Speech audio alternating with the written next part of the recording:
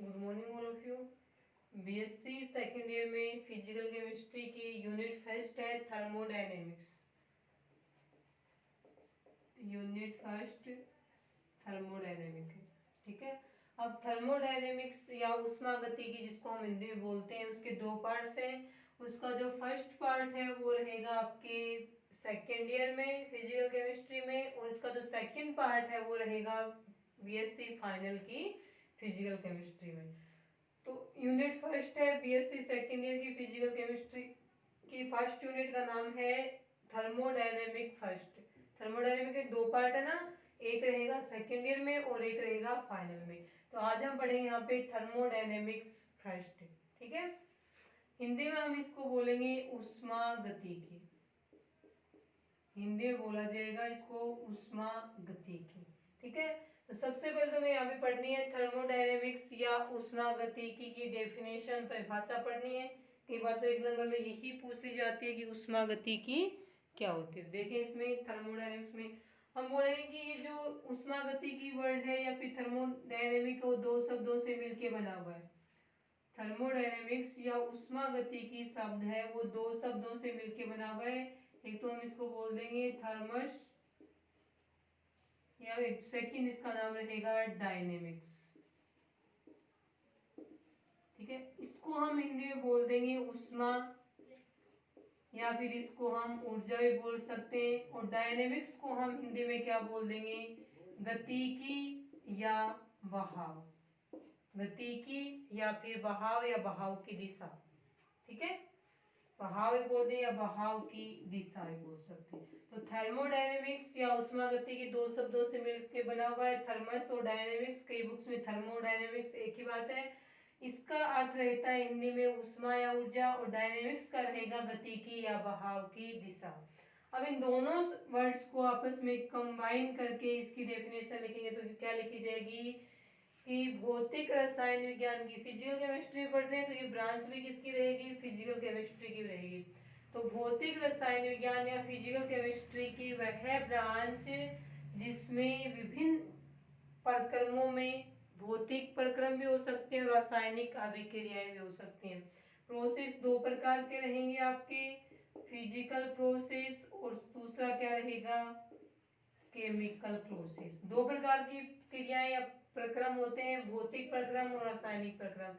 तो physical chemistry की वह ब्रांच या भौतिक रसायन विज्ञान की वह शाखा जिसमें किसी भौतिक या रासायनिक प्रक्रम में, किसी भौतिक व रासायनिक प्रक्रम में होने वाले ऊर्जा परिवर्तन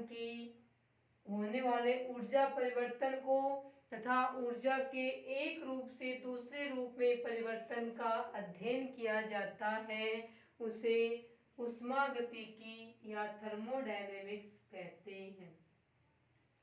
तो रसायन विज्ञान की या भौतिक रसायन विज्ञान की वह शाखा जिसमें विभिन्न भौतिक व रासायनिक क्रियाओं के दौरान होने वाले ऊर्जा परिवर्तन को तथा ऊर्जा के एक रूप से दूसरे रूप में परिवर्तन का अध्ययन किया जाता है, स्टडी की जाती है, उसे थर्मोडायनेमिक्स या ऊष्मागतिकी कहा जाता है।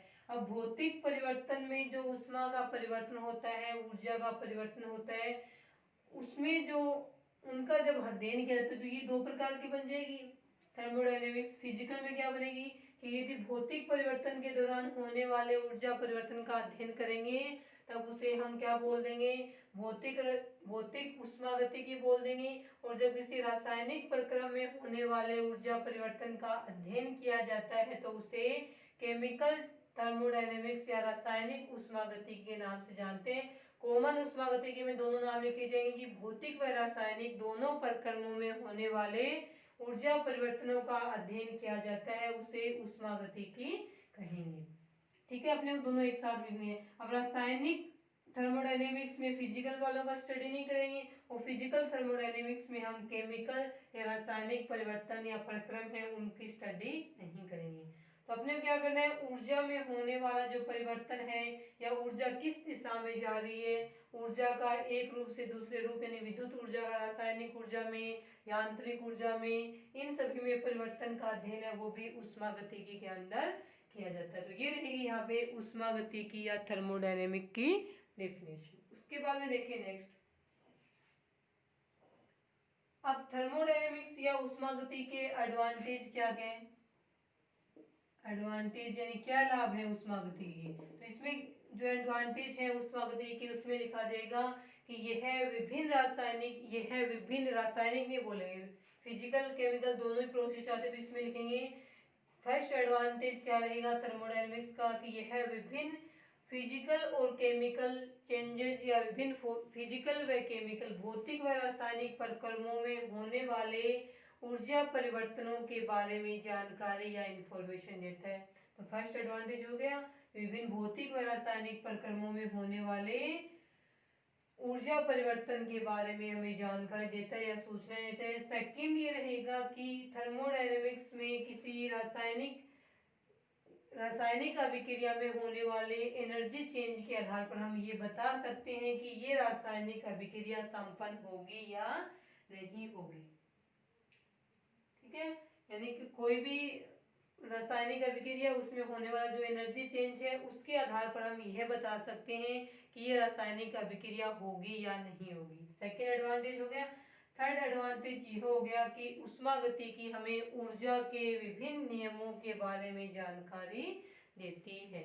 ऊष्मागतिकी है वो हमें विभिन्न ऊर्जा परिवर्तनों के ऊष्मागतिकी के जो विभिन्न नियम हैं उनके बारे में जानकारी कौन देता है अपने को, ऊष्मागतिकी के द्वारा दी जाती है। तो ये तीन इसके क्या हो गए, एडवांटेज हो गए।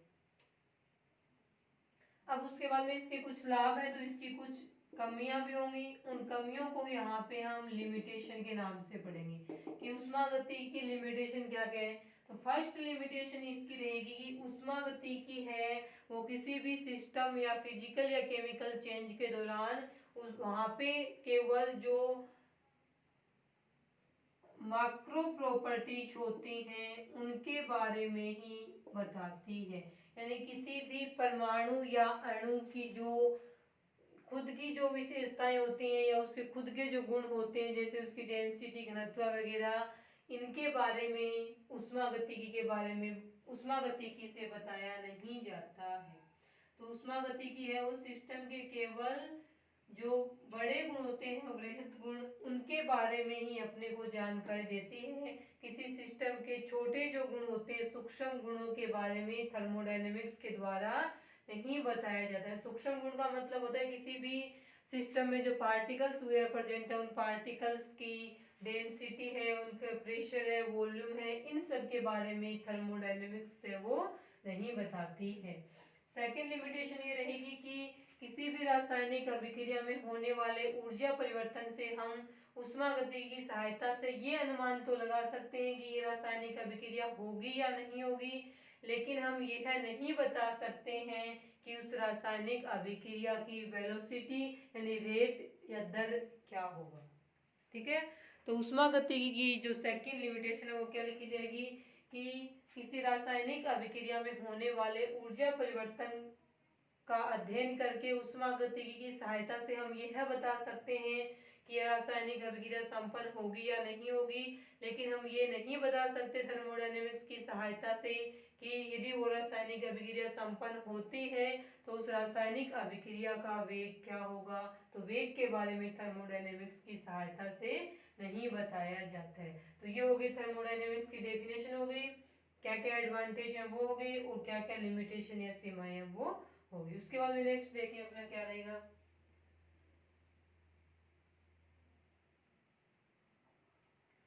अब कुछ इंपॉर्टेंट टर्म्स हैं जो इस पूरी थर्मोडायनेमिक्स पढ़ेंगे तब बार बार में यूज होंगी, उन टर्म्स की डेफिनेशन है वो हम यहाँ पे पढ़ लेते हैं। तो यहाँ पे आप हेडिंग लिखेंगे some important terms, some important terms. ऊष्मागतिकी में बार बार में कुछ नाम यूज होंगे, टर्म यूज होंगी, उन टर्म की डेफिनेशन क्या है, क्या होती है और टर्म, वो यहाँ पे हम पढ़ लेते हैं। मुख्य रूप से जो टर्म होती है जो इसमें यूज की जाएगी वो मुख्य रूप से तीन ही होती हैं। एक साइंटिस्ट था जे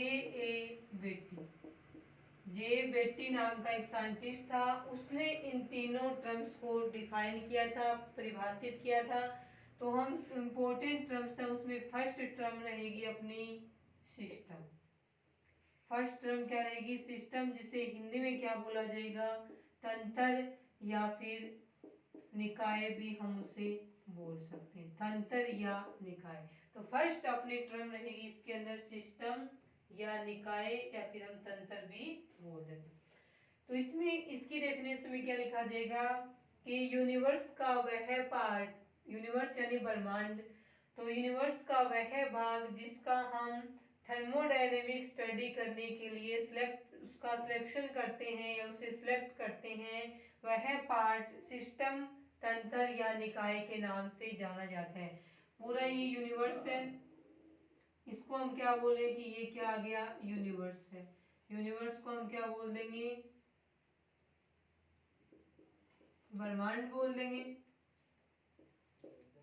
ठीक है, तो यूनिवर्स या ब्रह्मांड का वह भाग जिसका हम थर्मोडायनेमिक्स अध्ययन करने के लिए, जिसका हम ऊष्मागतिकी अध्ययन करने के लिए सिलेक्शन करते हैं, चुनाव करते हैं, उसे सिस्टम, तंत्र या निकाय के नाम से जाना जाता है। अभी पूरा यूनिवर्स है, इस यूनिवर्स का जो इतना पार्ट है, केवल इस पार्ट में जो केमिकल और फिजिकल चेंज होते हैं, उसमें होने वाला जो एनर्जी चेंज है उसी का हम अध्ययन कर रहे हैं, बाकी से अपने कोई मतलब नहीं, सिर्फ इतने का अध्ययन कर रहे हैं हम, तो इसे हम क्या बोलेंगे? सिस्टम बोलेंगे।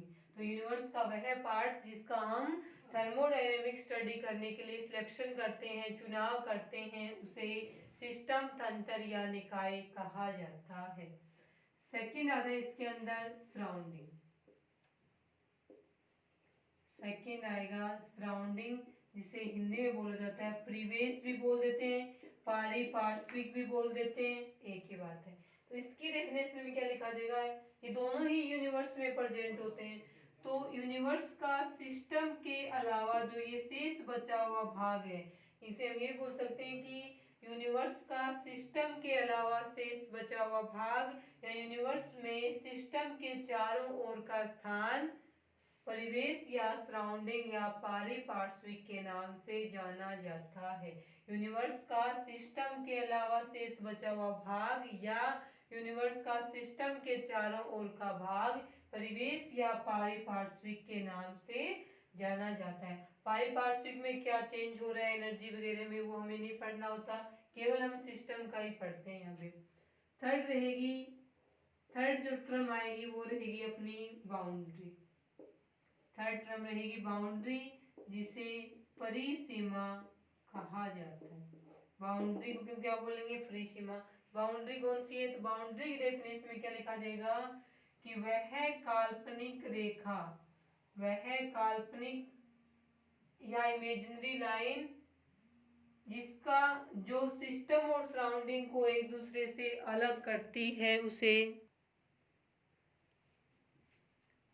तो इसमें क्या लिखा जाएगा कि सिस्टम और सराउंडिंग को अलग करने वाली जो सीमा रेखा होती है उसे ही हम क्या बोलते हैं? बाउंड्री के नाम से जाना जाता है।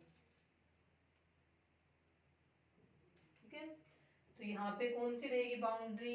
ये वाली, इसको हम क्या बोलेंगे? बाउंड्री कहेंगे। आ गए समझ में? तो ये भी यूनिवर्स में प्रेजेंट है, तीनों सिस्टम और ये रहेगा सराउंडिंग। तो सिस्टम, सराउंडिंग और बाउंड्री तीनों ही यूनिवर्स में प्रेजेंट होते हैं।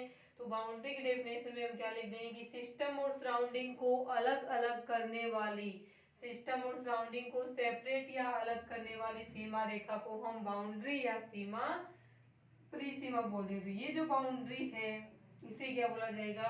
परिसीमा बोला जाएगा। अब बाउंड्री के बारे में आता है कि ये रियल भी हो सकती है या इमेजिनरी भी हो सकती है, यानी कि ये वास्तविक भी हो सकती है और ये काल्पनिक भी हो सकती है। बाउंड्री की बात चल रही है।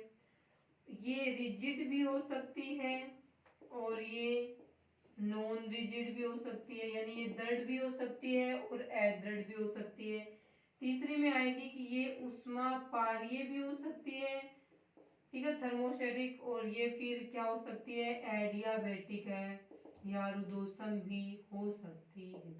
तो बाउंड्री में तीनों कंडीशन आएगी कि ये वास्तविक भी हो सकती है, ये काल्पनिक हो सकती है, ये दृढ़ भी हो सकती है और अदृढ़ भी हो सकती है। यदि दृढ़ होगी तो अदृढ़ नहीं होगी, रियल होगी तो इमेजिनरी नहीं होगी।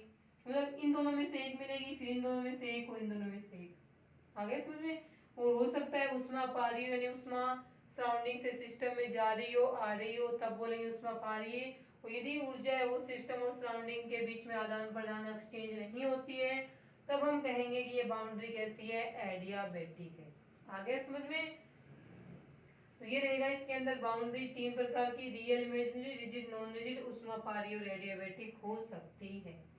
उसके बाद में एक लाइन लिखी जाती है कि हो सकता है कि परिवेश में ऊर्जा का जो चेंज होता है वो कम है या फिर ज्यादा है, लेकिन सिस्टम में होने वाला जो चेंज होता है एनर्जी में वो हमेशा ही क्या रहेगा, ज्यादा रहेगा। ठीक है। ये थे इसमें उष्मागतिकी या थर्मोडायनेमिक्स में यूज होने वाले टर्म्स जो इस पूरे में बार बार में यूज होंगे। उसके बाद देखें इसमें आगे क्या लिखा जाएगा। ठीक है। अब जैसे कि कोई भी ये एक पात्र है, बंद पात्र है, इसमें हम कोई केमिकल रिएक्शन संपन्न करवा रहे हैं, तो ये जो पात्र होगा ना पूरा का पूरा, इसको तो हम क्या बोलेंगे, सिस्टम के नाम से जानेंगे। इसके चारों ओर की जगह है उसे हम क्या बोलेंगे, सराउंडिंग, परिवेश बोल देंगे। और ये जो इस पात्र की दीवार है ना, दीवार, इसको हम क्या बोलेंगे, बाउंड्री बोलेंगे। ठीक है। तो किसी भी पात्र में जिसमें हम भौतिक या रासायनिक अभिक्रिया संपन्न करवा रहे हैं, वो पात्र तो क्या कहलाएगा, सिस्टम कहलाएगा। उसके चारों ओर की जगह वो क्या कहलाएगी, सराउंडिंग या परिवेश कहलाएगी। और वो पात्र की जो दीवार होती हैं वो क्या कहलाएंगी, बाउंड्री के नाम से जानी जाती है। तो हो गया अपना थर्मोडायनेमिक की डेफिनेशन होगी, एडवांटेज और इसकी लिमिटेशन होगी। उसके बाद में हमने पढ़ लिया सम इम्पोर्टेंट टर्म्स जो इसमें थर्मोडायनेमिक्स में बार बार में यूज की जाएंगी। उसके बाद में अपनी हेडिंग रहेगी इसके अंदर type of system, type of system. यहाँ पे जो हमने सिस्टम की डेफिनेशन पढ़ी थी ना, जिसका यूनिवर्स का वह पार्ट जिसका हम थर्मोडायनेमिक स्टडी के लिए सिलेक्शन करेंगे वो क्या कहलाएगा, सिस्टम कहलाएगा। सिस्टम के प्रकार पढ़ेंगे। सिस्टम है उसका क्लासिफिकेशन दो प्रकार से किया गया है।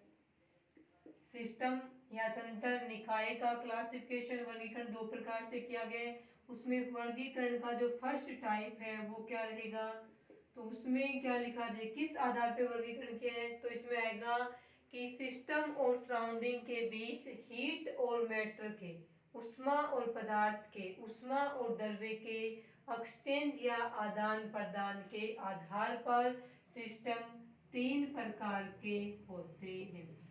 तो पहला वर्गीकरण जो सिस्टम का किया गया वो किस बेस पे किया गया है, तो सिस्टम और सराउंडिंग के बीच हीट और मैटर, उष्मा और द्रव्य के एक्सचेंज और या आदान प्रदान के आधार पर सिस्टम को तीन पार्ट्स में डिवाइड किया गया है। उनके तीनों के नाम रहेंगे ओपन सिस्टम, सेकंड रहेगा क्लोज सिस्टम और थर्ड रहेगा इसके अंदर एडियाबेटिक या फिर आइसोलेटेड भी बोल सकते हैं इसको, आइसोलेटेड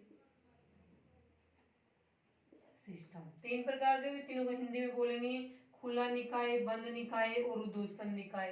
तीनों के हम डेफिनेशन पढ़ेंगे ना, वहां पे लिख लेंगे इनकी हिंदी। सेकंड वर्गीकरण जो सिस्टम का किया गया वो किस बेस पे किया गया है, उस सिस्टम के कंपोजिशन या संगठन के आधार पर वर्गीकरण, उस सिस्टम के कंपोजिशन या संगठन के आधार पर वर्गीकरण। इस आधार पे सिस्टम है वो दो प्रकार का होगा। फर्स्ट रहेगा इसके अंदर होमोजीनियस सिस्टम, हिंदी में बोलेंगे हम इसे समांगी तंत्र। और सेकंड रहेगा हेटेरोजीनस, हेट्रोजीनियस सिस्टम, हिंदी में बोलेंगे इसे हम विषमांगी तंत्र। तो सिस्टम का क्लासिफिकेशन दो आधार पे किया, इस बेस पे तीन प्रकार के हो गए। और सिस्टम के कंपोजिशन के बेस पे सिस्टम वो कितने प्रकार का हो गया, दो प्रकार का हो गया। अब हमें इन पांचों टाइप्स की क्या पढ़नी है, यहाँ पे डेफिनेशन पढ़नी है। तो सिस्टम में क्लासिफिकेशन में ऐसे बना के फर्स्ट लिखेंगे यहाँ पे क्लासिफिकेशन का बेस। तो फर्स्ट लिखेंगे यहाँ पे सिस्टम और सराउंडिंग के बीच हीट और मैटर के एक्सचेंज यानी ऊष्मा और द्रव्य के आदान प्रदान के आधार पर सिस्टम तीन प्रकार के होते हैं। उसमें फर्स्ट क्लासिफिकेशन पढ़ते हैं, तीन प्रकार के होंगे। उसमें फर्स्ट रहेगा ओपन सिस्टम। फर्स्ट क्या रहेगा, ओपन सिस्टम। हिंदी में बोला जाएगा इसको खुला निकाय, खुला निकाय। इसमें देखो जैसे जब हमको डायग्राम बनाना जिस प्रकार के करेंगे, मान लीजिए ये क्या है, ओपन सिस्टम है। ये ओपन सिस्टम कब बनेगा, तो ये तो क्या सिस्टम और ये बाहर जो प्रेजेंट है वो क्या रहेगा, परिवेश या सराउंडिंग रहेगा, और ये इसकी क्या है, बाउंड्री होगी जो सिस्टम सराउंडिंग को करे। तो ओपन सिस्टम क्या है कि वह सिस्टम जो अपने सराउंडिंग के साथ में, जो अपने सराउंडिंग के साथ में हीट यानी ऊष्मा और द्रव्य यानी मेटर दोनों का आदान प्रदान, दोनों साइड में एरो लगे ना, इसका मतलब यहाँ से हीट बाहर भी जा रही है, सराउंडिंग से अंदर भी आ रही है, मेटर है वो सिस्टम से सराउंडिंग में भी जा रहा है और सराउंडिंग से कहाँ आ रहा है, सिस्टम में भी आ रहा है। तो डेफिनेशन में क्या लिखेंगे हम इसके कि वह सिस्टम या ऐसा सिस्टम जो अपने सराउंडिंग के साथ हीट और मेटर ऊष्मा और द्रव्य दोनों का आदान प्रदान कर सकता हो या करता है, वह ओपन सिस्टम कहलाता है। अब ये जो इसकी बाउंड्री होगी ना ओपन सिस्टम वाले की, वो क्या होगी, ऊष्मा पारीय होगी। यानी बाउंड्री कैसी होगी इसकी, ऊष्मा पारीय होगी। ऊष्मा पारीय का मतलब है ऊष्मा सिस्टम से सराउंडिंग में जा सकती है, सराउंडिंग से सिस्टम में भी आ सकती है। और मेटर क्या हो रहा है इसमें, जब ऊष्मा जा रही है तो मेटर भी क्या करेगा, मेटर भी जाएगा बाहर। यानी ये कैसी है, नॉन रिजिड है। नॉन रिजिड यानी एडेड है ना, तभी तो मेटर इसमें से बाहर चला गया। उसके साथ साथ में शायद हो सकता है कि ये कैसी हो, इमेजिनरी, यानी कि ये बाउंड्री हम सिर्फ मान ही रहे हैं, कल्पना ही करें यहाँ पे बाउंड्री प्रेजेंट है, बाउंड्री प्रेजेंट नहीं होती है। कहीं ना कहीं से बाउंड्री क्या होती है, हटी हुई होती है। उस हटी हुई जगह से क्या होता है, मेटर सिस्टम से सराउंडिंग में, सराउंडिंग से सिस्टम में एक्सचेंज होता रहता है। तो जब हम इसके एग्जांपल पढ़ेंगे तो एग्जांपल में क्या हो जाएगा, इसमें एग्जांपल हो जाएगा hot water in open pot, यानी खुले पात्र में रखा हुआ गर्म जल है, तो उस गर्म जल से वाष्प है, उसके रूप में ऊष्मा बाहर जा रही है, उसके साथ साथ में वाटर भी क्या हो रहा है, उसमें से बाहर जा रहा है। तो इसके एग्जांपल हो जाएंगी, या फिर हम रख दें खुले गिलास में कॉफी रख दी, खुले गिलास में गर्म जल रख दिया, दूध रख दिया, मनुष्य है, इसके अलावा अपन खुद है, मनुष्य जानवर है, पृथ्वी है, ये सारे के सारे किसके आएंगे, ओपन सिस्टम के एग्जांपल में रखा जाएंगे। या फिर कोई भी अपना क्लासरूम है तो वो भी क्या किसमें माना जाएगा, ओपन सिस्टम में माना जाएगा। ठीक है, तो आगे समझ में, हीट और मैटर दोनों का क्या करेगा, अपने सराउंडिंग के साथ में एक्सचेंज करता है। उसके बाद में सेकंड सिस्टम देखें यहाँ पे, क्लोज सिस्टम। सेकंड क्या रहेगा, क्लोज सिस्टम या बंद निकाय।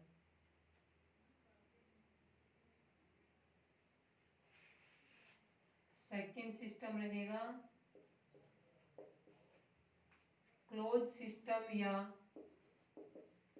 बंद निकाय। इसमें क्या होता है, सिर्फ इतना चेंज करना है कि ऐसा सिस्टम जो अपने सराउंडिंग के साथ केवल ऊष्मा का आदान प्रदान करता है, अर्थात ऊष्मा तो सिस्टम में से बाहर जा सकती है, बाहर से अंदर भी आ सकती है, लेकिन मेटर या द्रव्य है वो ना तो अंदर आ सकता, ना ही क्या हो सकता, बाहर आ सकता।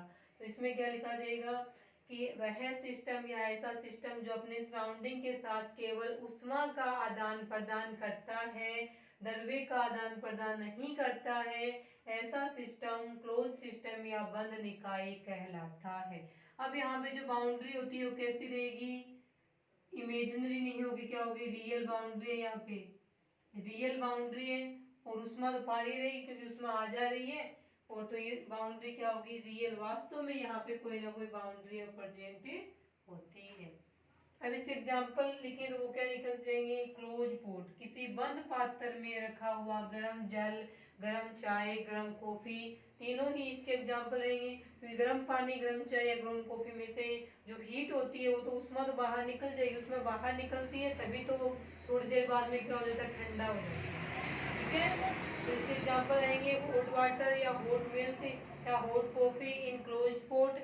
इसके अलावा जो जलता हुआ बल्ब होता है ट्यूबलाइट का, तो बल्ब भी क्या कहलाएगा, उसके अंदर बल्ब कहलाएगा, क्लोज सिस्टम है अपना। वो किसी कक्षा में उपस्थित उपग्रह है वो भी क्या कहलाएगा, पृथ्वी की कक्षा में उपस्थित जो उपग्रह हैं जितने भी, वो भी क्या कहलाएंगे, यहाँ पे क्लोज सिस्टम के एग्जाम्पल रखे जाएंगे। तो दो एग्जाम्पल, जलता हुआ बल्ब या ट्यूबलाइट और किसी कक्षा में उपस्थित उपग्रह, वो भी किसमें रखा जाएगा, क्लोज सिस्टम के अंदर रखा जाएगा। थर्ड सिस्टम में इसके अंदर क्या आएगा, आइसोलेटेड सिस्टम। याद ना क्लोज वाले में यहाँ पे ऐसे साइन लगाए ना, इसका मतलब मैटर का एक्सचेंज नहीं हो रहा है। थर्ड रहेगा अपना थर्ड अपना सिस्टम का टाइप रहेगा आइसोलेटेड सिस्टम, जिसे हम हिंदी में क्या बोलेंगे, विलगित निकाय के नाम से जाना जाता है। अब ये वाला जो है, ये आपको जो डायग्राम दिख रहा है उस डायग्राम को देख करके आप आइसोलेटेड सिस्टम या विलगित निकाय है उसकी डेफिनेशन क्या लिखोगे। तो इसमें क्या लिखा जाएगा कि ऐसा सिस्टम जो अपने सराउंडिंग के साथ हीट और मैटर, उष्मा और पदार्थ दोनों का आदान प्रदान ही नहीं करता है, तो वह विलगित निकाय या आइसोलेटेड सिस्टम के नाम से जाना जाता है। तो ऐसा सिस्टम जो अपने सराउंडिंग के साथ ना तो उष्मा का आदान प्रदान करता है और ना ही मैटर का आदान प्रदान करेगा, तो ऐसा सिस्टम आइसोलेटेड सिस्टम कहलाता है। इस सिस्टम की बाउंड्री रियल भी होगी, रिजिड भी होगी और उसके साथ में क्या होती है, एडियाबेटिक होती है। एडियाबेटिक होगी, इसका मतलब उष्मा ना तो बाहर से अंदर आएगी सिस्टम में, ना ही सिस्टम में से बाहर जाएगी। जब उष्मा ही नहीं आ जा रही तो पदार्थ तो आएगा ही नहीं। इसका एग्जाम्पल यदि हम देखें तो एग्जाम्पल रहेगा इसका, किसी थर्मस में उपस्थित गर्म जल या फिर चाय या कॉफी, ये इसके क्या हो जाएंगे, एग्जाम्पल हो जाएंगे। ये रहेगा अपना विलगित निकाय। हमने पढ़ लिया फर्स्ट क्लासिफिकेशन सिस्टम का, जो कि सिस्टम और सराउंडिंग के बीच हीट और मैटर के एक्सचेंज यानी आदान प्रदान के ऊपर आधारित था। उसके बाद में जो अपना सेकंड क्लासिफिकेशन था, कंपोजिशन या संगठन के आधार पे, इस आधार पे सिस्टम कितने प्रकार के लिखे थे हमने, दो प्रकार के लिखे थे, होमोजीनस सिस्टम और हेट्रोजीनस सिस्टम। तो इसमें जो दो टाइप थे उसमें फर्स्ट टाइप रहेगा होमोजीनस सिस्टम, हिंदी में इसका नाम रहेगा समांगी निकाय। हिंदी में नाम क्या रहेगा इसका, समांगी निकाय। अब ये सिस्टम है,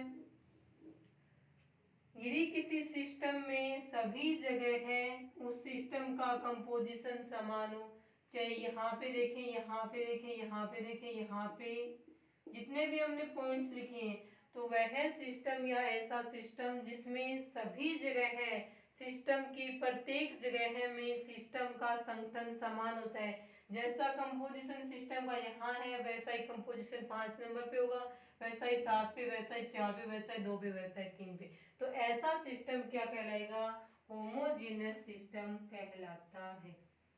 तो वह सिस्टम या ऐसा सिस्टम जिसमें सभी जगह सिस्टम का संगठन समान होता है उसे समांगी निकाय बोलेंगे।